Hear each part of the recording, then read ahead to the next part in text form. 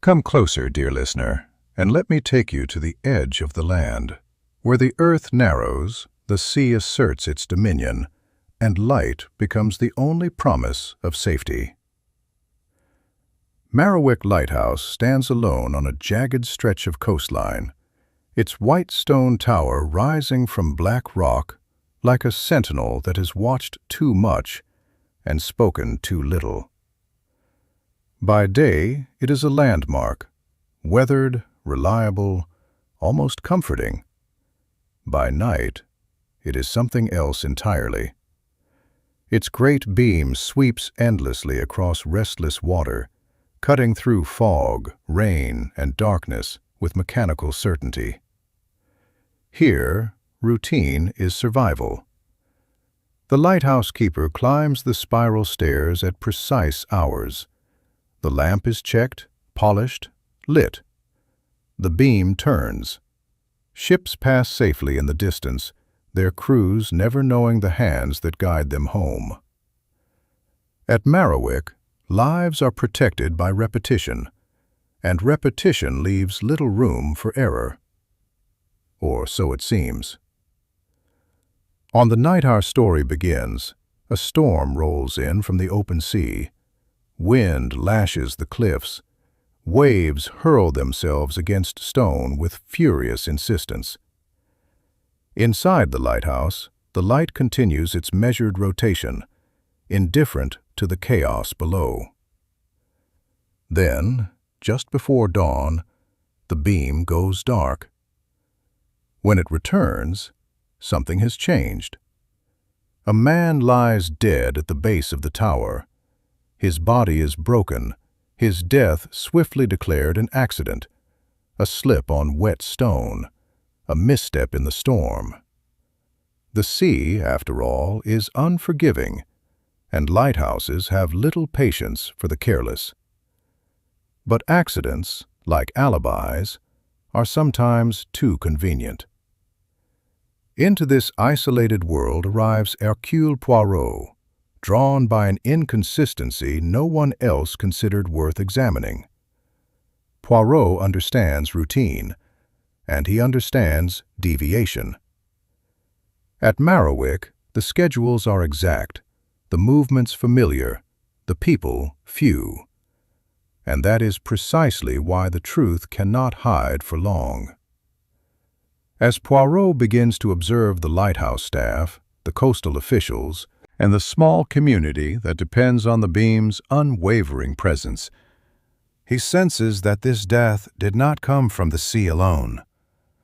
Someone knew the rhythm of the light. Someone understood when it would turn away. And someone trusted that isolation would swallow the truth. Tonight, you are invited to stand with Poirot at the edge of the land. Listen to the wind. Watch the beam. And remember, when a light exists to prevent disaster, its sudden failure is never without meaning. Welcome to Marrowwick Lighthouse. The night the light failed. Marrowwick Lighthouse had never gone dark by accident. That fact alone troubled Hercule Poirot as he stood at the edge of the cliff, his shoes planted carefully on damp grass while the sea roared below. The tower rose beside him, tall, white, and severe, its surface scarred by decades of salt and wind. Above, the great lamp had resumed its steady rotation, sweeping the horizon with obedient regularity, as though nothing unusual had occurred. But Poirot knew better.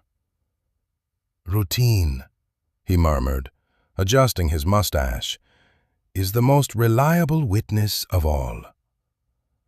The body had been discovered just after dawn.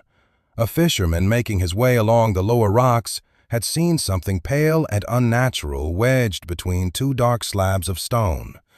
At first, he thought it debris, wreckage carried in by the storm. Only when the tide receded did he recognize the unmistakable shape of a man. The dead man was Arthur Bellows, assistant lighthouse keeper, aged 42. He lay at the base of the tower, one arm twisted beneath him at an unnatural angle, his skull fractured where it had struck the rock. The authorities had been swift in their conclusion. Bellows had slipped during the storm, fallen from the upper walkway, and died instantly. Tragic, yes, but not suspicious. At least, not to them. Poirot crouched carefully near the site where the body had been found, now marked only by disturbed stones and a darkened stain that the sea had not yet fully erased. He studied the ground intently. "The tide came in after the fall," Poirot said aloud, "yet the body was not carried away." Inspector Graham Huxley, a tall man with a weather-beaten face and a manner shaped by years of coastal service, nodded. "The rocks here catch debris. Same reason wreckage sometimes stays put." "Yes," Poirot replied mildly, "and yet storms are rarely so selective." Huxley frowned. "You think he was placed?" "I think," Poirot said gently, "that we must first establish whether he fell at all." They climbed the narrow path toward the lighthouse entrance, wind tugging insistently at their coats.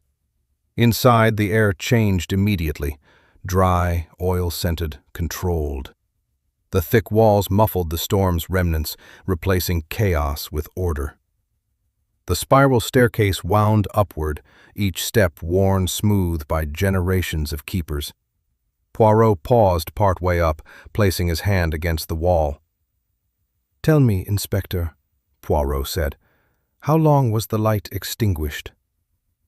"Roughly 7 minutes," Huxley replied. "Just before 4 in the morning." Poirot stopped. 7 minutes, he repeated. Long enough to matter, short enough to explain away. At the top they emerged into the lamp room. Everything appeared immaculate. The lens shone, the mechanism hummed, the logbook lay open on a small desk, its entries precise and neat. Poirot leaned over it.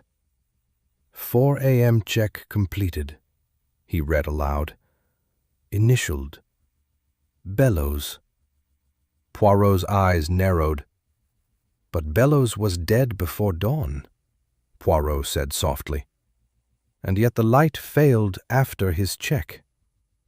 Inspector Huxley shifted uncomfortably. Could have been written earlier. Perhaps, Poirot conceded. But lighthouse logs are not creative documents. They are records of action. Poirot turned slowly, surveying the room. Who else was on duty? Edgar Molyneux, Huxley said, senior keeper, 30 years at Merriwick. And where was he? In his quarters, asleep, he claims. Poirot nodded thoughtfully. They descended again and crossed to a small outbuilding where Bellows had lived. Inside, the space was tidy, almost obsessively so. A neatly made bed, boots aligned perfectly by the door, a folded oilskin hanging on its hook. Poirot knelt beside the boots. They are dry, he observed. Huxley frowned. So? A man who slips in a storm does not leave dry boots behind, Poirot replied calmly. Silence followed. Poirot straightened slowly. Bellows did not go out unprepared, he continued. Nor did he fall by chance. He stepped outside once more, facing the sea. At Merriwick Lighthouse, Poirot said quietly, every movement follows a rhythm. To die here by accident, one must first break that rhythm. He turned back toward the tower. And accidents, Poirot concluded, are rarely so well timed. 7 minutes was not a long time. It was not long enough for a storm to pass, nor long enough for the sea to change its mind. But it was long enough, Poirot knew, for a decision to be made and carried out with precision. At Merriwick Lighthouse, where every action followed a timetable as strict as any railway schedule, 7 minutes represented a deliberate interruption. Hercule Poirot stood beside the lighthouse logbook again, his finger resting lightly on the neat entry initialed by Arthur Bellows. The handwriting was steady, unhurried, no sign of haste or distress. "Bellows was methodical," Poirot said quietly. "A man who respected order." Inspector Huxley nodded. "Never missed a check, not once." "Then he did not forget the light," Poirot replied. "Someone interfered." Poirot requested that the senior keeper, Edgar Molyneux, be brought to the lamp room. Molyneux arrived moments later, tall and rigid, his gray hair plastered neatly despite the wind. His eyes carried the tired certainty of a man who had lived by routine for decades. "You were asleep," Poirot said gently, "when the light failed." Molyneux nodded. "After my midnight rotation, yes." Bellows was on duty. "And you did not notice the outage?" "The storm was loud," Molyneux replied. "But if the light failed, I would have woken." Poirot tilted his head slightly. "Would you?" He gestured toward the thick stone walls. "These walls silence the sea and the light." Poirot asked Huxley to extinguish the lamp briefly. When the mechanism stopped, the room fell into an unnatural stillness. The sea continued to roar outside, unchanged. "You see," Poirot said, relighting the lamp, "the lighthouse does not announce its failure to those inside it." Molyneux's jaw tightened.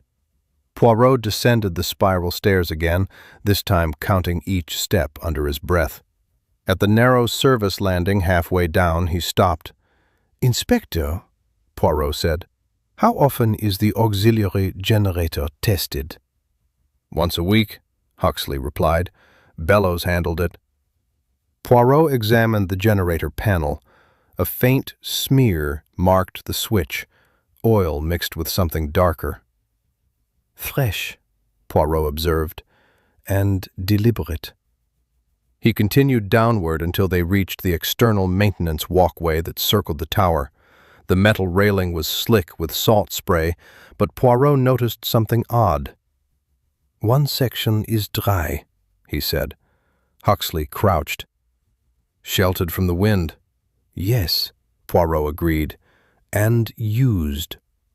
Footprints, partial, careful, marked the metal surface.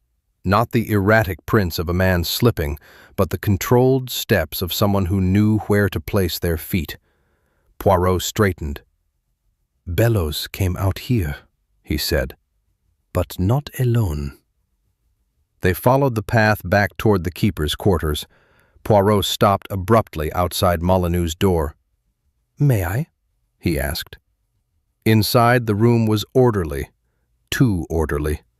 The bed showed signs of recent disturbance, but the boots by the door were damp. Poirot's eyes narrowed. "Inspector," he said softly, "compare these boots with Bellows." Huxley did so and stiffened. "These are wet," Huxley said. "And Bellows were dry," Poirot replied. Poirot turned back toward the lighthouse, the beam sweeping rhythmically overhead. "Someone else went out into the storm," Poirot said. "Someone who returned, changed boots, and claimed sleep." Molyneux's face had gone pale. "The 7 dark minutes," Poirot continued calmly, "were not an accident. They were an opportunity." He closed the logbook gently. "And someone at Merriwick knew exactly how long the world could be blind." A routine too perfect. If the lighthouse was a machine, then routine was its fuel. Hercule Poirot believed this with absolute certainty. Machines did not fail from carelessness. They failed when something, or someone, interfered with their design. At Merriwick Lighthouse, every action was repeated until it became instinct. To disrupt that instinct required either ignorance or intent. Poirot chose intent.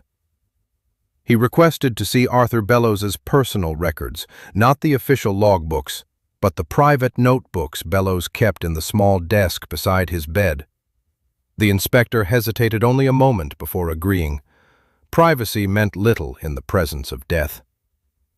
The notebook was unremarkable at first glance. Weather notes, maintenance reminders, tide observations written in compact, disciplined handwriting. Bellows, Poirot observed, was a man who trusted patterns, and patterns, when broken, left traces. Poirot flipped to the final pages. The entries grew shorter, more frequent. One line appeared twice in the same week. Light alignment checked again. Poirot's eyes lingered. "Inspector," he said softly, "how often is alignment checked?" Huxley frowned. "Monthly, unless there's a fault." "And was there a fault?" Poirot asked. "No," Huxley replied. "None reported." Poirot nodded. "Then Bellows was concerned." They continued through Bellows's quarters. The man had lived simply, no excess, no indulgence. His coat hung carefully brushed.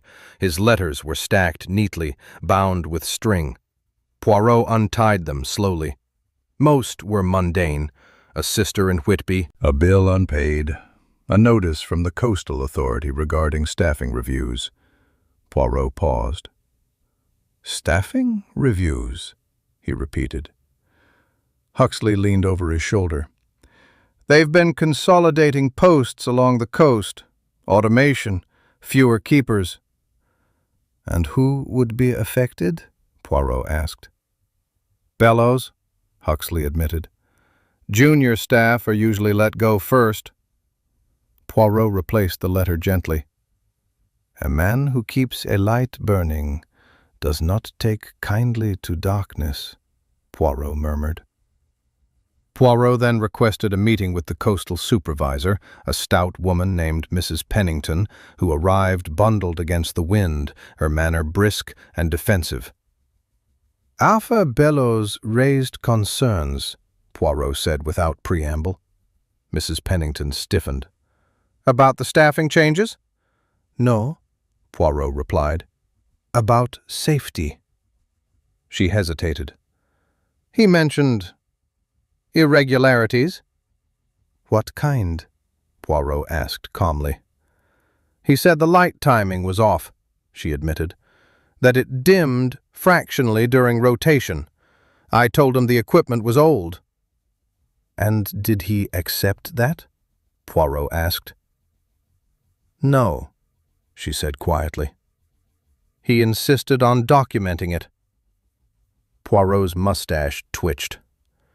"A man documenting deviations," he said, "becomes inconvenient to those who prefer routine unquestioned."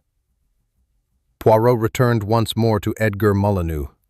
Molyneux sat stiffly in the keeper's kitchen, hands folded, eyes fixed on the table. "You trained Bellows," Poirot said gently. "Yes," Molyneux replied. "Taught him everything." "Everything?" Poirot echoed. "Including how to correct alignment manually." Molyneux looked up sharply. "That's restricted knowledge," Molyneux said. "For senior keepers only." "And yet Bellows knew," Poirot replied calmly. "Because you taught him." Silence stretched. Poirot continued. "You have served at Merriwick for 30 years. Automation threatens your purpose. Inspections threaten your autonomy. And Bellows, earnest, observant Bellows, threatened to report deviations." Molyneux's voice was low. "He was mistaken." Poirot leaned forward. "Perhaps," he said, "or perhaps he noticed that the light was being altered deliberately." Molyneux clenched his jaw. Poirot stood. "Bellows did not die because he slipped," Poirot said quietly. "He died because he noticed something wrong and refused to ignore it." He turned toward the lighthouse window, where the beam cut steadily across gray sea. "At Marrowwick," Poirot said, "routine protects lives. But when routine protects power instead, it becomes dangerous." The truth was assembling itself now, not in dramatic revelation, but in inevitability. And inevitability, Poirot knew, was the most frightening force of all. When routine breaks, routine does not shatter loudly.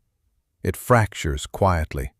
So quietly that those who rely on it often refuse to hear the sound at all. Hercule Poirot understood this as he stood midway up the spiral staircase of Marrowwick Lighthouse, his hand resting lightly on the cold stone wall. Here, every footstep had been taken 1,000 times before. Every turn was known. And yet, on the night Arthur Bellows died, one movement had deviated. Poirot intended to find it. He asked Inspector Huxley to join him at the precise hour the light had failed, 4 minutes before 4 in the morning. The storm had passed, but the air still carried its remnants, salt, dampness, and a lingering unease that clung to the stone like memory. "We will walk it," Poirot said simply, "as it was." They began at the lamp room. Poirot examined the mechanism again, more slowly this time. The great lens rotated smoothly, obedient to its gears. Nothing here suggested failure. No burnt wiring, no mechanical fatigue. "Show me how you would extinguish the light," Poirot said to Huxley. Huxley hesitated, then demonstrated, unlocking the panel, disengaging the drive, dimming the lamp. "How long?" Poirot asked. "Less than a minute," Huxley replied. "And restoring it?" Poirot asked. "Another minute," Huxley said. Poirot nodded. Then the remaining 5 minutes were not technical. They were human. They descended the staircase together.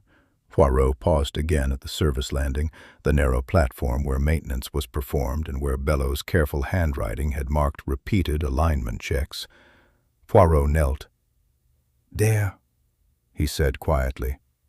A faint scrape marred the stone near the railing, too shallow to be damage, too deliberate to be wear. "A boot pivot," Poirot explained. "Someone stopped suddenly." They continued downward until they reached the external walkway. The wind struck harder here, pushing insistently against them. The sea thundered below, relentless and impatient. Poirot stepped carefully along the metal surface, placing his feet precisely where Bellows' controlled prints had once been. "He came out to investigate," Poirot said, "because he believed the light was compromised." Poirot turned back toward the tower. "And he was right." Poirot reconstructed the sequence aloud, his voice calm, methodical.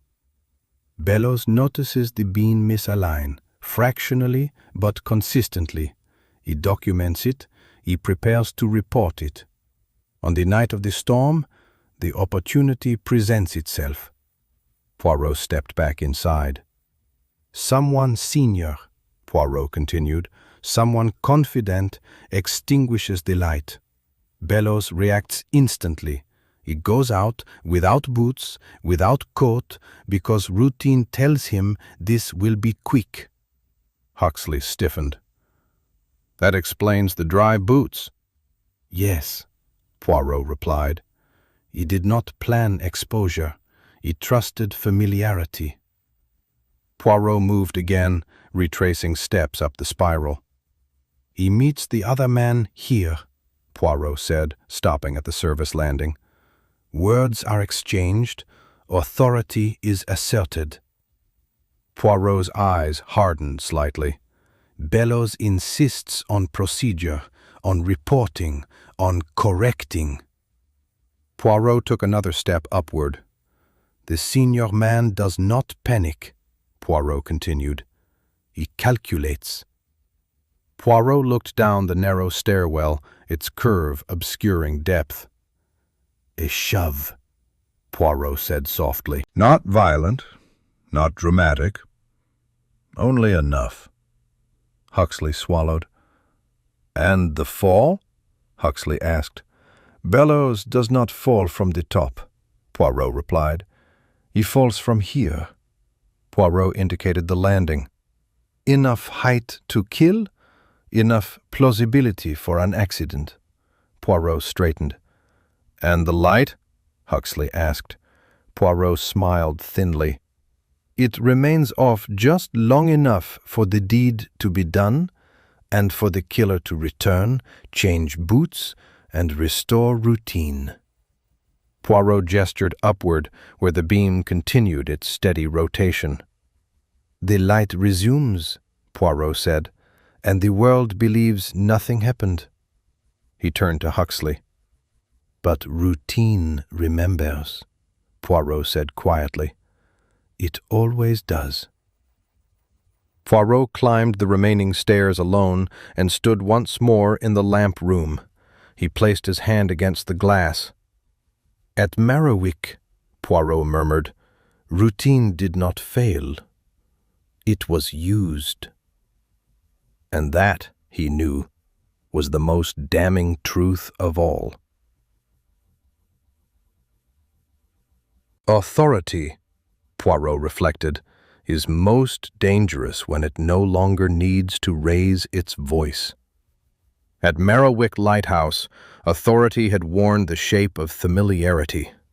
It lived in habits, in long service, in the unspoken assumption that seniority equaled correctness. Edgar Molyneux had not ruled the lighthouse through intimidation or cruelty. He had ruled it through certainty, and certainty, once accepted, rarely questioned itself. Poirot requested that Molyneux meet him in the lamp room shortly before dusk. The senior keeper arrived precisely on time. His coat was buttoned neatly, his posture rigid, his expression carefully neutral. Outside, the sea darkened as clouds thickened along the horizon. Inside, the lamp waited patiently to be lit for the night. "You have served here a long time," Poirot began, his tone conversational. 32 years, Molyneux replied. "I've kept more ships safe than I can count." Poirot nodded. "And you are proud of that?" "I am," Molyneux said evenly. Poirot gestured toward the great lens. "You know this light better than anyone." "Yes." "You know how it sounds when it falters," Poirot continued. "How it feels when alignment drifts. How to correct it manually." Molyneux did not answer. Poirot turned away from him and looked out through the glass where the sea waited patiently for darkness. "Arthur Bellows was observant," Poirot said softly. "He respected you, trusted you." Molyneux's jaw tightened. "He was young, overzealous." "Overzealous men," Poirot replied, "write reports." Molyneux's eyes flickered. Poirot continued calmly. "He documented irregularities. He prepared to inform the coastal authority. That threatened more than your position. It threatened your control." Molyneux finally spoke. "Automation was coming regardless. Bellows wouldn't have stopped it." "No," Poirot agreed. "But he would have exposed the adjustments you were making." Molyneux's gaze hardened. "I made improvements, temporary corrections. The system is old." "And undocumented," Poirot said gently, "which means unaccountable." The silence between them deepened. Poirot stepped closer now, lowering his voice. On the night of the storm, you extinguished the light deliberately. Molyneux shook his head slowly. To test the generator.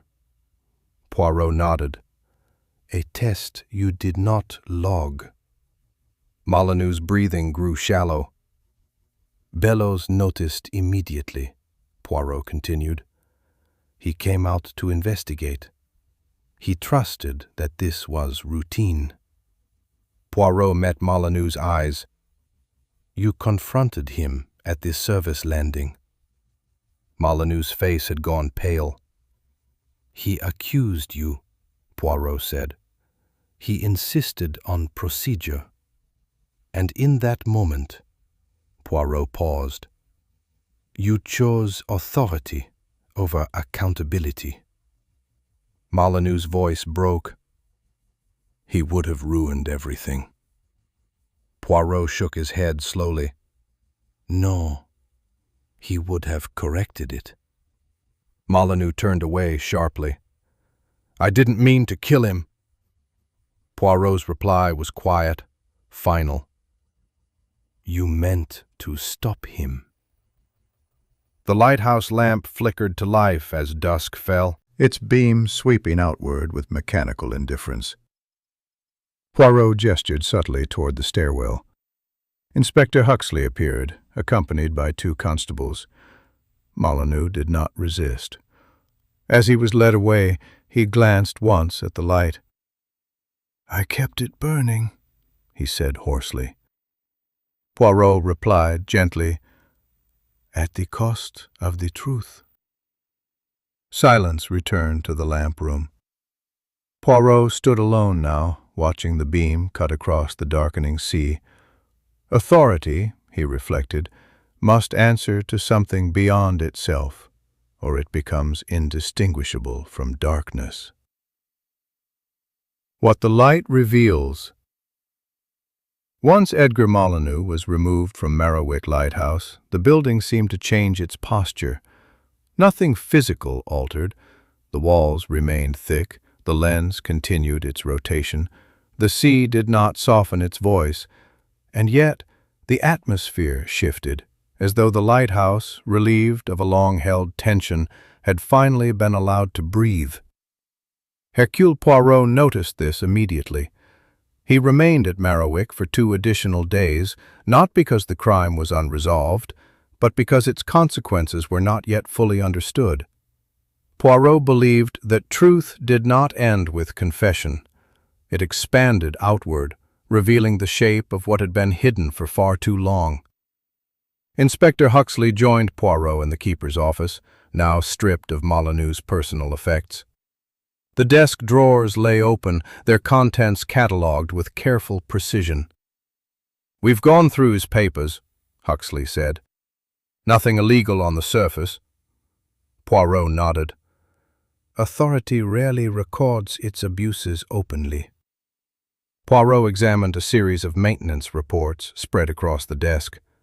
At first glance, they appeared routine, dates, times, signatures. But Poirot's eyes moved differently. He looked for patterns in absence rather than presence.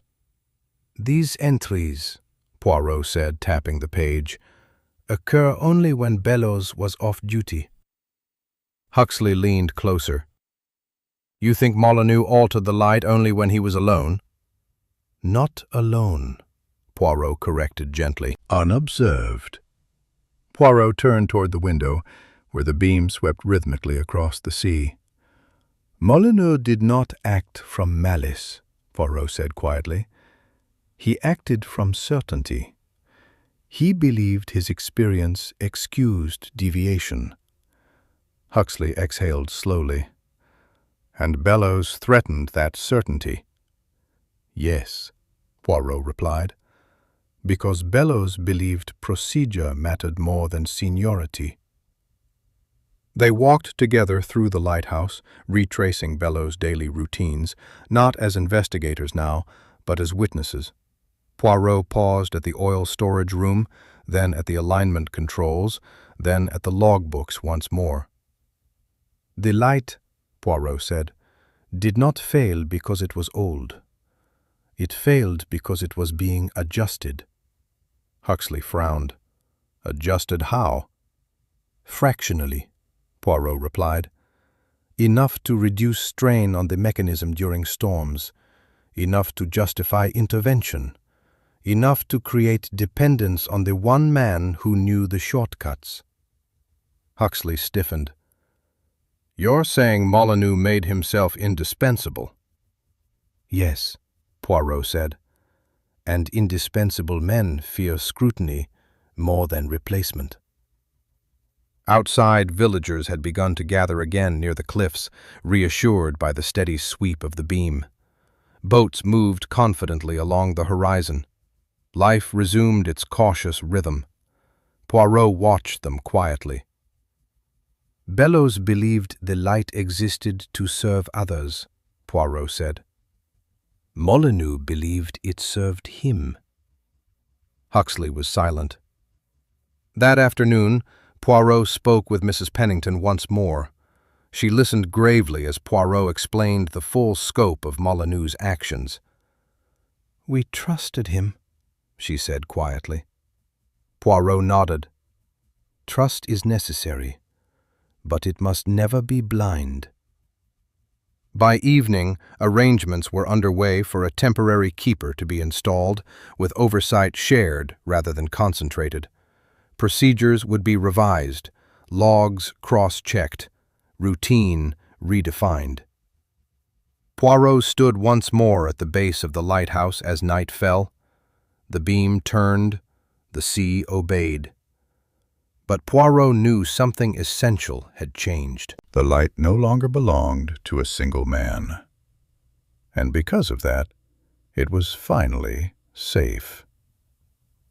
The weight of knowing truth, once revealed, does not shout. It settles. At Merriwick Lighthouse, the arrest of Edgar Molyneux did not bring relief so much as recalibration. People moved differently now. Words were chosen with care. Routine, once unquestioned, had become something to be examined, handled almost delicately, like glass that had already cracked once. Hercule Poirot observed these changes with quiet attentiveness. The temporary keeper arrived from the mainland on the second morning after Molyneux's removal. He was younger, competent, and visibly cautious, asking questions rather than issuing instructions. Poirot approved. At places like Merriwick, certainty had proven dangerous. Inspector Huxley accompanied Poirot along the cliff path that afternoon. The wind was calmer than it had been on the night of Bellow's death, though the sea remained restless, as it always was. "People are unsettled," Huxley said. "Some say the lighthouse feels different." Poirot nodded. "Because knowledge has weight, and they are learning how to carry it." They stopped near the lower rocks where Bellow's body had been found. The tide was low, revealing the jagged formations clearly. In daylight, the fall seemed less mysterious, almost ordinary. "That's the danger," Poirot said quietly. "When tragedy appears ordinary, we stop questioning it." Huxley looked thoughtful. "Molyneux kept order for decades." "Yes," Poirot agreed. "And in doing so, he forgot why the order existed." Poirot visited the small coastal office later that day, where Bellow's belongings had been collected. His notebook lay on the desk, its pages now marked for evidence. Poirot turned to the final entry. "Light steady. Alignment corrected." "That was not Bellow's correction," Poirot murmured. "It was his warning."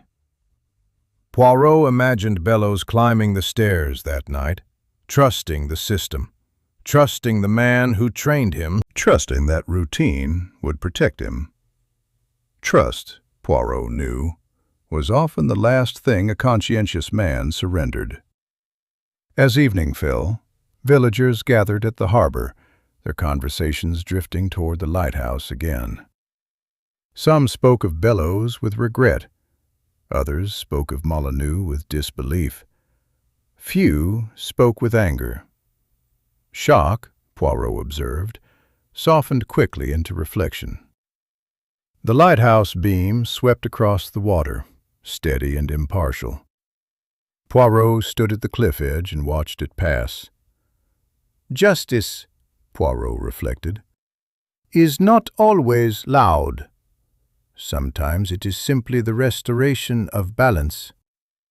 He knew Merriwick would not remember Edgar Molyneux as a villain, nor would it remember Arthur Bellows as a hero. Memory, like routine, simplified what it could not fully hold. But Poirot would remember, and that was enough. Places that survive tragedy do not heal by forgetting. They heal by adapting. Merriwick Lighthouse had entered that phase now, the quiet, deliberate reshaping that followed shock.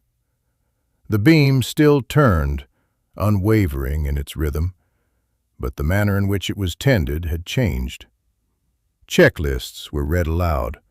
Logs were countersigned. No action belonged to a single pair of hands anymore. Hercule Poirot observed these changes with approval. He stood in the lamp room as the temporary keeper completed the evening inspection. Every movement was careful, almost reverent, as though the man understood that routine itself had become a responsibility rather than a comfort. "Procedure," Poirot said gently, "is most valuable when it invites witnesses." The keeper nodded solemnly. Poirot descended the spiral staircase once more, his steps unhurried. He had walked these stairs many times now, enough to feel their subtle variations. The places where the stone dipped, where the curve tightened, where sound behaved differently. It was impossible to move through Merriwick Lighthouse without sensing its memory. At the service landing, Poirot paused. This was where Arthur Bellows had stood, confident, alert, certain that routine would protect him. Poirot rested his hand lightly against the railing, not to dramatize the moment, but to acknowledge it. "Conscience," Poirot murmured, "often stands exactly here, between obedience and responsibility." Outside, the sea had calmed. Fishing boats dotted the horizon, their paths guided by the very light whose integrity Bellows had sought to preserve. Poirot watched them silently. Later that afternoon, Poirot met with Bellows's sister, who had arrived from Whitby to settle her brother's affairs. She listened quietly as Poirot explained, not the mechanics of the crime, but its meaning. "He loved the lighthouse," she said softly. "Yes," Poirot replied, "because it served others." She nodded, tears forming but not falling.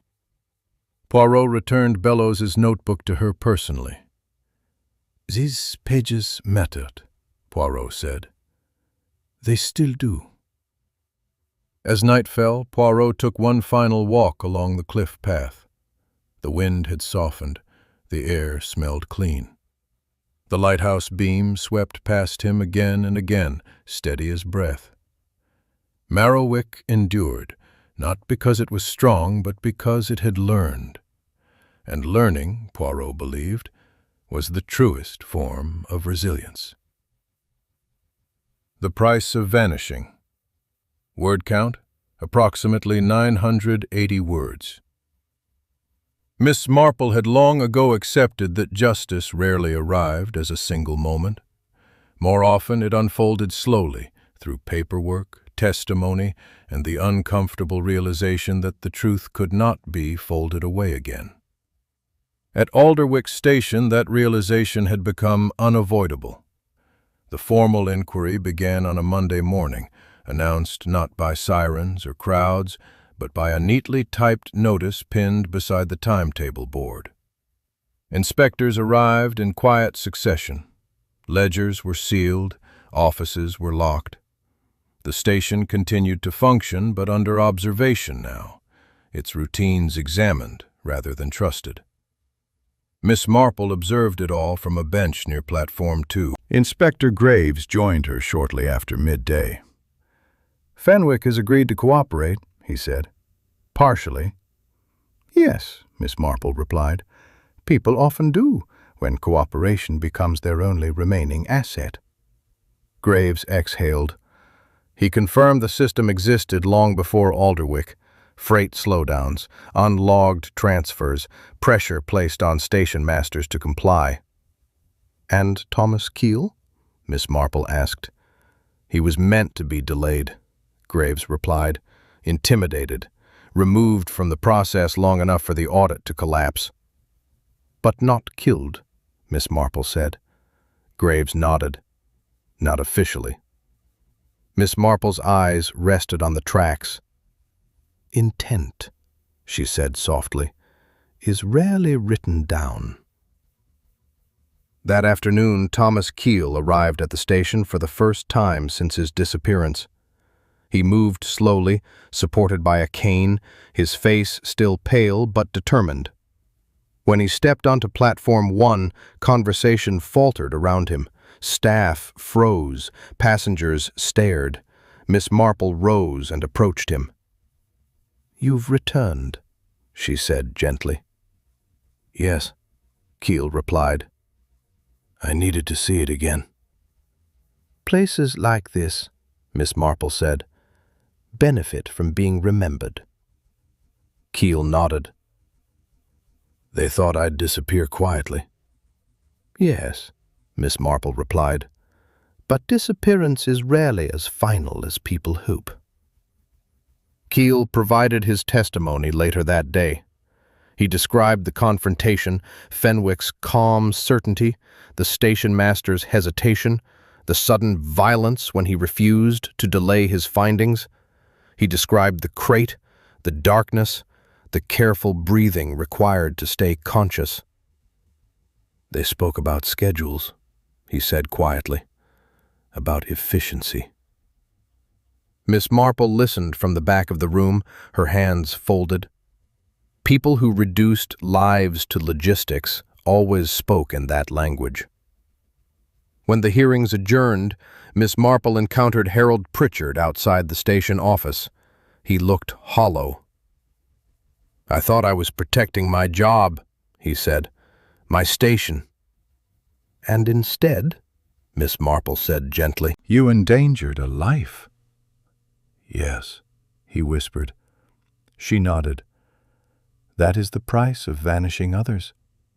One eventually vanishes oneself from trust." That evening, Miss Marple returned to her room and packed slowly. The work here was nearly finished. Others would carry it forward now, inspectors, auditors, committees. Her role was complete. Before leaving the next morning, she walked once more along platform 1. The stone was clean, the air calm. Trains arrived and departed exactly as scheduled. Yet Alderwick Station no longer felt invisible. People watched now. They asked questions. They noticed pauses where none should exist. Miss Marple paused at the platform edge and looked down the tracks. Vanishing, she reflected, was never about absence. It was about permission. And that permission had been withdrawn. Do you believe true justice lies in punishment, or in making sure systems like this can never operate again? Share your thoughts below. Marrowwick Lighthouse greeted its morning without ceremony. The wind had eased overnight, leaving the air clear and sharp. The sea, though never truly calm, moved with a steadier rhythm now, waves advancing and retreating as if the night's unrest had been resolved into something quieter, more enduring. Above it all, the lighthouse stood unchanged in shape, but irrevocably altered in meaning. Hercule Poirot arrived early, as he often did when preparing to leave a place that had tested its own conscience.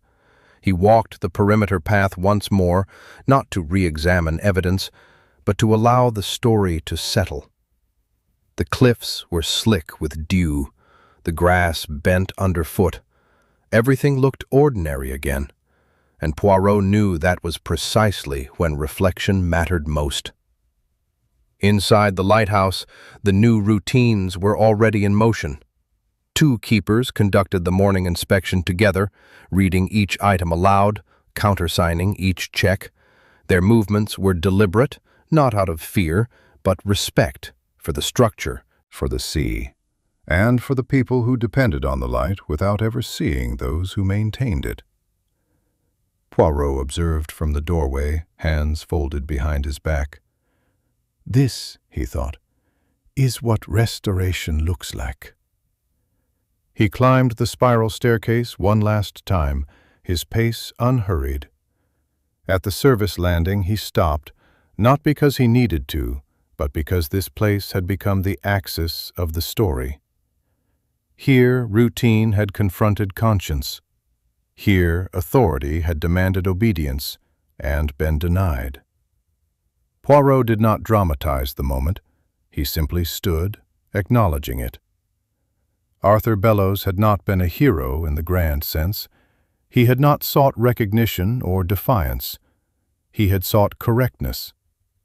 And in places governed by habit, correctness was revolutionary. Poirot continued upward to the lamp room.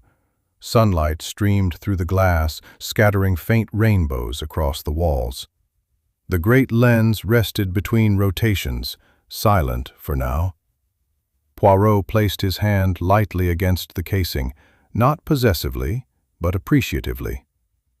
"Light," he murmured, "belongs to those who trust it." It did not belong to seniority, it did not belong to experience alone, and it certainly did not belong to fear. Outside, Inspector Huxley waited near the entrance, final paperwork in hand. They exchanged few words. There was nothing left to clarify. The truth had found its place. As Poirot stepped into his motor car, he allowed himself a final glance back. Merriwick Lighthouse rose cleanly against the sky, its purpose restored not through perfection, but through shared responsibility. Soon, the beam would ignite again, steady, impartial, and watched over by more than one pair of eyes. The car began to move. Behind Poirot, the lighthouse grew smaller, then narrower, until it became what it had always been to the passing ships, a single unwavering promise against the dark. And Poirot smiled faintly. For when light belongs to everyone, it fails no one. When the light is shared. And so, dear listener, we leave the edge of the land, where stone meets sea, and light stands between safety and disaster. Merriwick Lighthouse continues its work just as it always has. The beam turns, ships pass. Lives are guided home by a light whose keepers remain unseen. And yet, something essential has changed. The light no longer belongs to one man's certainty or one voice's authority. It belongs to vigilance, to shared responsibility, to the quiet courage of those who refuse to ignore what feels wrong. Arthur Bellows did not seek recognition. He sought correctness. In doing so, he reminded us that routine exists to serve life, not to excuse secrecy. When routine becomes unquestioned, It can hide danger as effectively as darkness itself. Hercule Poirot did not solve this case by force or confrontation. He listened to patterns, to deviations, to the moments when certainty grew too comfortable. And in listening, he restored balance to a place that depended on it. If this story stayed with you, take a moment to consider this. How many systems in our lives run on habit alone? And what happens when no one asks whether they still serve their purpose? I invite you to share your thoughts and theories in the comments below. I read each one with care. And if you enjoy slow-burning mysteries where atmosphere, psychology, and consequence intertwine, consider subscribing and joining us again. Many places still shine their lights without question, and Poirot is never far from where order has quietly slipped. Until our next mystery, rest well, listen carefully, and remember, the brightest light is the one we protect together.